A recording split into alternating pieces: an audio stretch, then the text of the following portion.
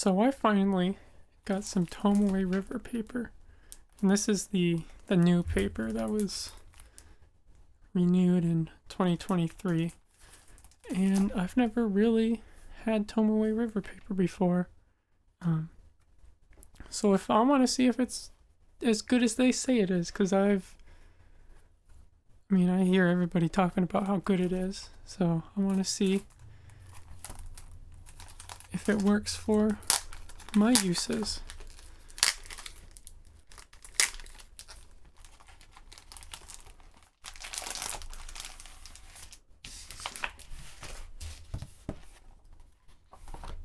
Alright, so this is just, I assume, just a cover paper. Wow. That is so thin. That's crazy. That is the thinnest paper I've ever... Wow, that's crazy. Alright.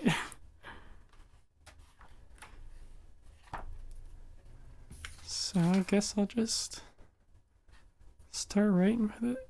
Start with my newest pen, my Custom 74. Just kind of...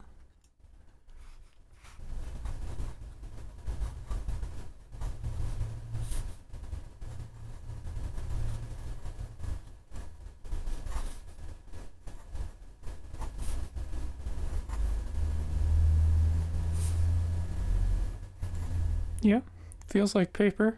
Doesn't seem any smoother really than any other paper. Honestly, it's not even as smooth as some of the paper I use. Which is interesting because people always say that it's the smoothest paper out there.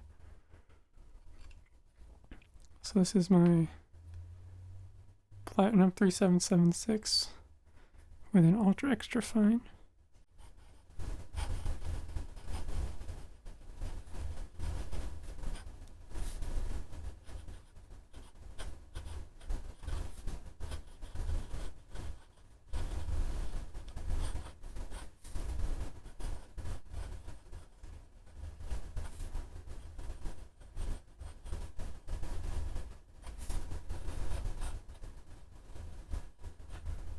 Yeah, it really kind of amplifies the feedback from this nib, which is interesting because I always hear everybody talk about how smooth it is, so it's surprising to find that it's really not smooth.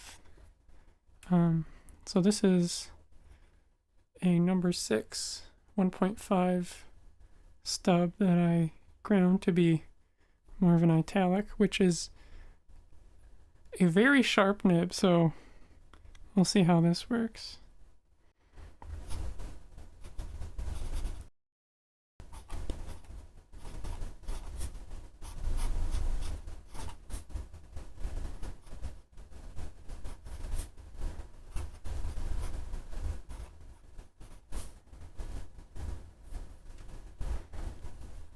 Still, it's not as smooth of a paper as I was expecting.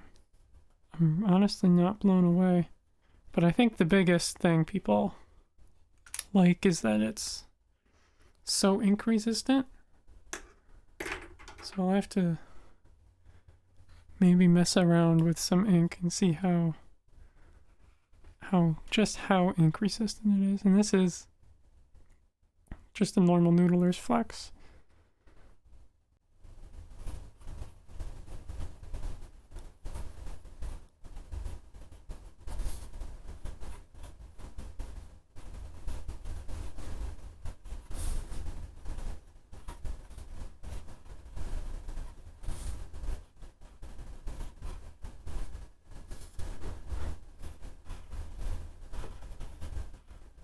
Okay, I can really tell the difference with this pen, because this tends to tear up other papers that are less resilient. I'm happy with that. This is a very nice pen or paper for this pen.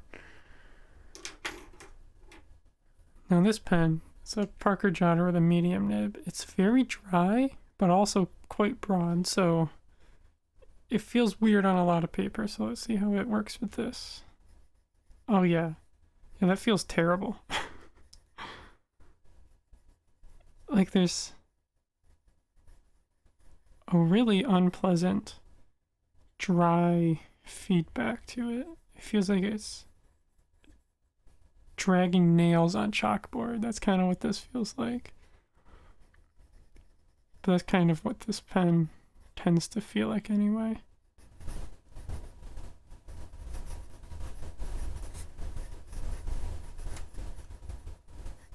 I don't know if you just heard that squeak. That's how dry this is.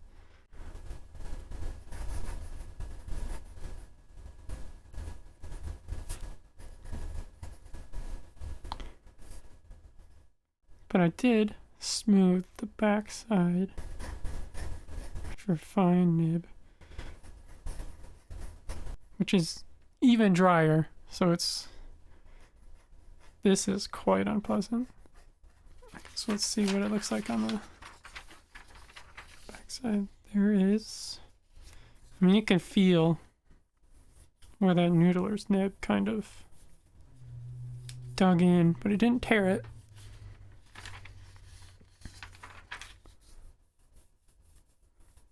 And it's still drying.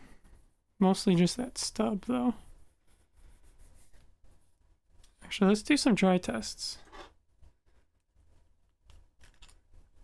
Now, this is a pretty quick drying ink.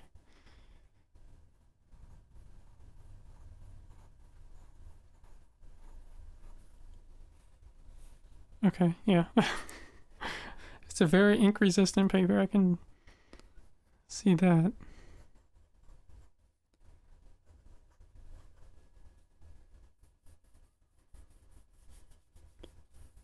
Yeah, if you just write normally, it dries seemingly just as quick as most papers do for me. Just when you really lay on that ink, it's gonna be more messy. So I bet this ultra extra fine will dry in no time.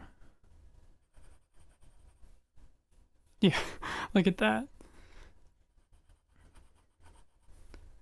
Quick drying ink and a very, very fine nib.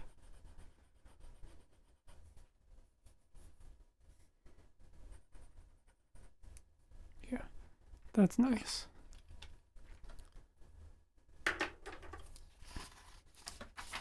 I am still just blown away with how thin and light it is.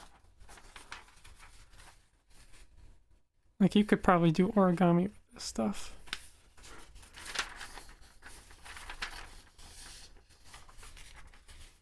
Well, let's actually see. You can kind of feel the indent from that noodler's nib.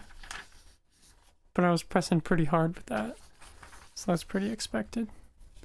But wow, this stuff is just so thin. You know, I'm going to see how many times. Actually, first off, I'm going to take a look at that sheen, because I just saw some sheen on that stub nib.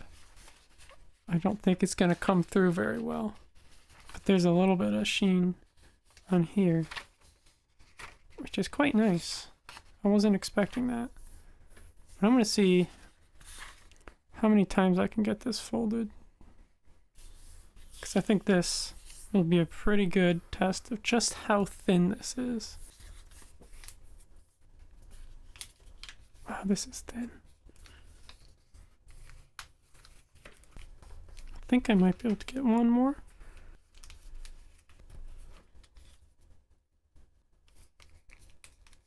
Yeah, this is thin.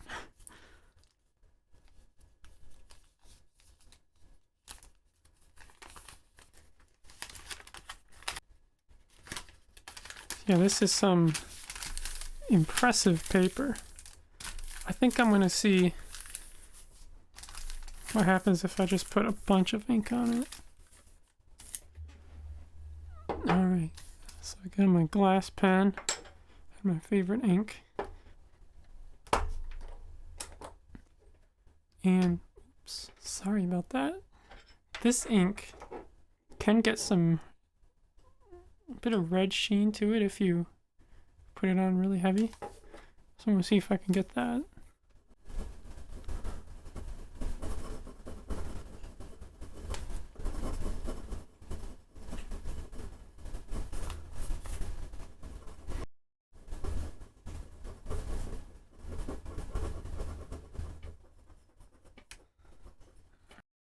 I think I'm gonna let this dry and see how it turns out. Okay, so I've let it dry for a while. It's not completely dry in these really big areas, but on these kind of lighter areas, it's dry, and I'm starting to see some sheen. It's not super sheeny, but this isn't a sheening ink. So it's pretty cool to see it. So now with this paper, maybe I'll finally have an appreciation for sheening inks, because usually they never really show up and they just seem like more of a hassle than they're worth, because they just get everywhere. They're really messy, but if they actually show up, maybe they're worth it. I think overall this is some really nice paper. I'm pretty pleased with it. I'm definitely going to be using it for my next journal that I will be making a video about binding it, so keep tuned for that. Oh, I just smeared it. I guess that's the problem with this ink and this paper, is that the ink takes a while to dry if you make a mess. Yeah, I guess overall thoughts, I'm not super impressed with it. I'm not blown away. It's really nice paper, but it's nowhere near as smooth as I've seen it made out to be. I've certainly written with smoother paper, but it really takes well to the ink, which I think is the biggest thing, is that it shows off the properties of the ink. It's really thin. You don't get any bleed through if you... Okay, well, maybe you get a little bit of bleed through, but that is just piling the ink on there, so that's not normal use. I feel kind of awkward because I was expecting to be blown away by this paper, the way everybody talks about it, but it's nice paper. That's kind of my conclusion. It's nice paper. Thanks for watching. If you want to see me use this paper to bind a journal, make sure you're subscribed so you can see that when it comes out. It's going to be not necessarily my next video, but my next project that I'm going to start on. So yeah, I will see you then.